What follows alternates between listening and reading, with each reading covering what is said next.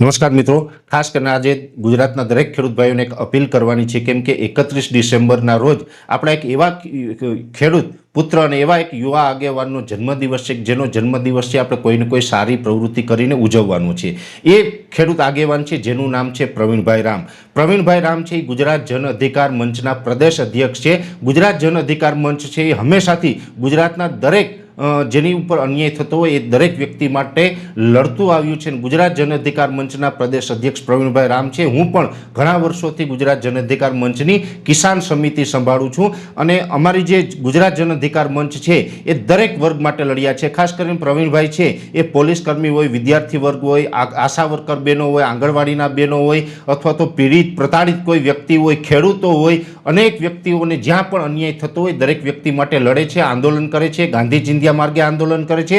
ખાસ કરીને વર્ષોથી ખેડૂતો માટે લડતા આવ્યા છે. એ પ્રવીણભાઈ રામ છે એ પછી ઇકોઝોનનું આંદોલન હોય તો એમાં પણ છેલ્લા એક દાયકાથી લડત આપી રહ્યા છે. એટલે સૌ પ્રથમ તો પ્રવીણભાઈ રામના જન્મદિવસની આપ તમામ મિત્રોને ખૂબ ખૂબ શુભકામનાઓ. સાથે મારે આપને એ પણ જણાવવાનું છે કે અત્યારે પ્રવીણભાઈ રામ છે જન અધિકાર મંચના જે પ્રદેશ અધ્યક્ષ છે એ ખેડૂતો માટે લડતા લડતા અત્યારે જેલમાં પણ ગયા છે. તો એ ભલે જેલમાં છે પણ આપણે એમના માટે એક એનો જન્મદિવસ છે એ ઉજવવાનો છે. કેવી રીતે ઉજવવાનો છે? પહેલાં તો જે પણ તમે પ્રવૃત્તિ કરો એ તમામ પ્રવૃત્તિ છે તમારે મને વોટ્સએપમાં મોકલવાની છે. અત્યારે જે આપને નંબર દેખાતો હશે એ નંબર ઉપર તમે એનો વિડીયો છે મને મોકલી શકો, જેથી કરીને અમે અમારા અન્ય પ્લેટફોર્મ ઉપર પણ એને પ્રકાશિત કરી શકીએ. બીજા નંબરની અંદર આપણે 31 ડિસેમ્બરના રોજ પ્રવીણભાઈને જન્મદિવસની શુભકામનાઓ પાઠવવાની છે. એટલે દરેક વ્યક્તિને મારી વિનંતી છે કે આપણે ફેસબુકની અંદર પ્રવીણભાઈનો ફોટો મૂકવાનો છે, એને શુભકામના આપતી પોસ્ટ બનાવવાની છે, લખવાનું છે હેપી બર્થડે પ્રવીણભાઈ રામ અને નીચે લખવાનું છે પ્રદેશ અધ્યક્ષ જન અધિકાર મંચ.